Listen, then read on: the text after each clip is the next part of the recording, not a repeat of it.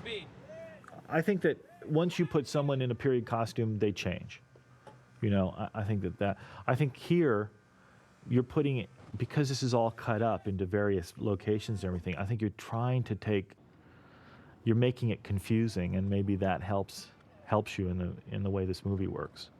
I think the audience gets very confused anyway of what's going on, because viscerally there's so much going on in the story. You have to be pretty smart. You have to stay with this guy, and you have to go with him. You know, it's a movie and it's fun, but you have to go with this character to believe the story.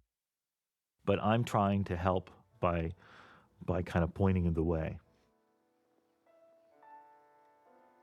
David and Harris and I came together working in Italy. We were shooting Nike Europe spots, and it just worked. We just liked working with each other. There was just the three of us from America, and we worked with foreign crews, and we were just kind of a lean group, kind of just going around shooting stuff. Soccer matches, races, parks. It just depended on what we wanted. Kids running in the streets.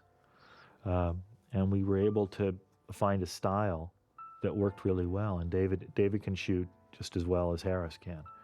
So basically, we just find good backgrounds. David and Jeff and I have worked together on a number of commercials and things prior to the game. So there was a certain kind of understanding between all of us. We knew each other, and we knew what each other can do. And there's a certain kind of freedom in that when you work. There's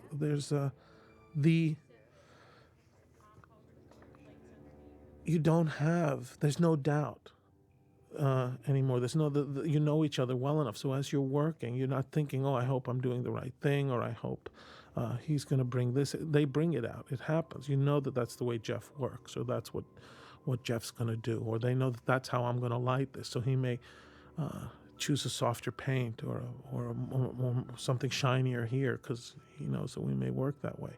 And the same with David. David, you know, I kind of know going into it what he likes, what he wants, so I don't have that question. So it makes my job that much easier.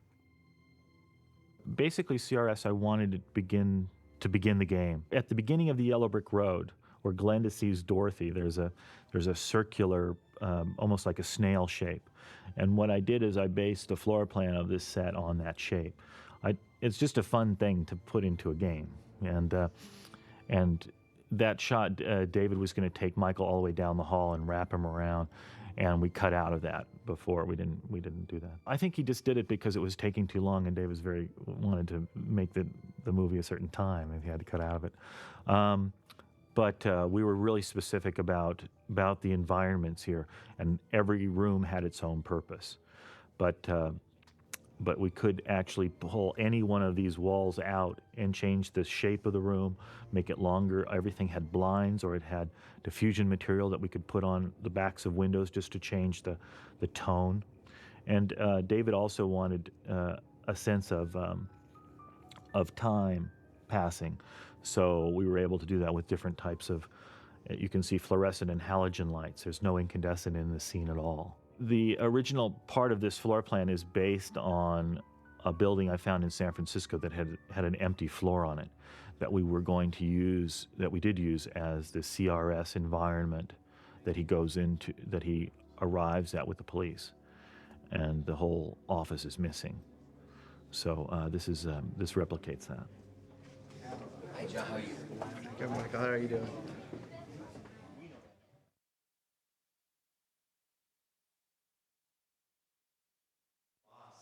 There was something in one of the scripts, I don't recall. It may have been the one Larry Gross wrote.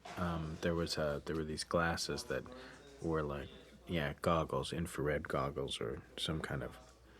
But that didn't exist. So there was also a thing that they had a contact explosive, which you paint on your shoes or something. It makes, when you step, it makes your feet explode or whatever. And I just couldn't find it anywhere. Couldn't find it on the internet. No one knew what we were talking about. So maybe somebody has it out there. The Navy SEALs have it or something, and they're not telling. But blacklight exists. I have a Jimi Hendrix poster that I can point to and say, that's blacklight. No, it's the idea of coming into your own house and you can't turn the lights on. I like the idea. For me, it's not the dark haunted house as much as it is, your house has been burglarized. And I think that's something that this guy can't relate to, because he has all the security and he has the people and he has, and he's not used to people being able to run through his life and do what they want to his living room and dining room and hallways and entry foyer. So it's not so much the haunted house thing as much as it is the personal affront. They're in your cave.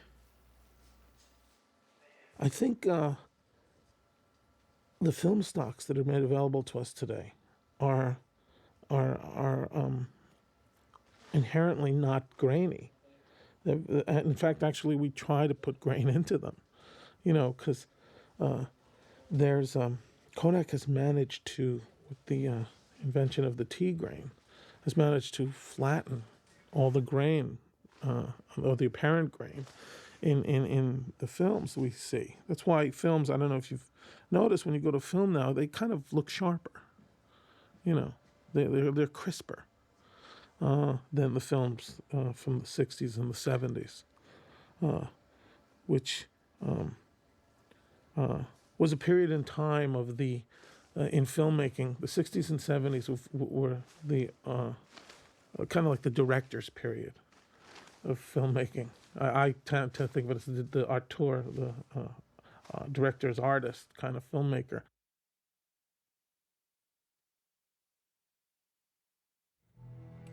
We're in Mexicali, Mexico. We shot there for a week, and it was great. It was very easy, and we had giant Ritter fans blowing dust everywhere. We set up this whole cemetery. We built the cemetery in Mexico. I wanted him to come out of the ground. We wanted him coming out of the ground, as has written, but I wanted that crypt there as well. So it was just a little more frightening. And then we went through and we found these great looking places like this, where he's a little man walking against all this squalor. And, and Harris did a great job photographing it. And the photography is very, and where the camera's placed, and is very naturalistic and much more documentary. But, we made a decision earlier on that we were going to spend the money on what was in front of the camera rather than on lighting the sets or lighting the locations. So, I hope it doesn't feel like it's, I hope it doesn't feel like a Hitchcock movie in that respect, because Hitchcock movies always sort of felt to me like, they were shot in Hollywood, USA. there was a whole scene here where he's hit by a cop, too, in the streets that was cut out of the film. We had a lot more street stuff, so it was very dangerous. It felt dangerous.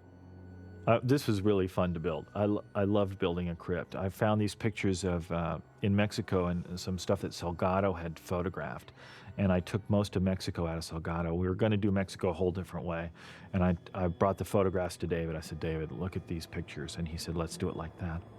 That the movie feels specific, or that you're seeing things, that there's a lot of control being exerted over what you're seeing and when. That to me is part of the narrative.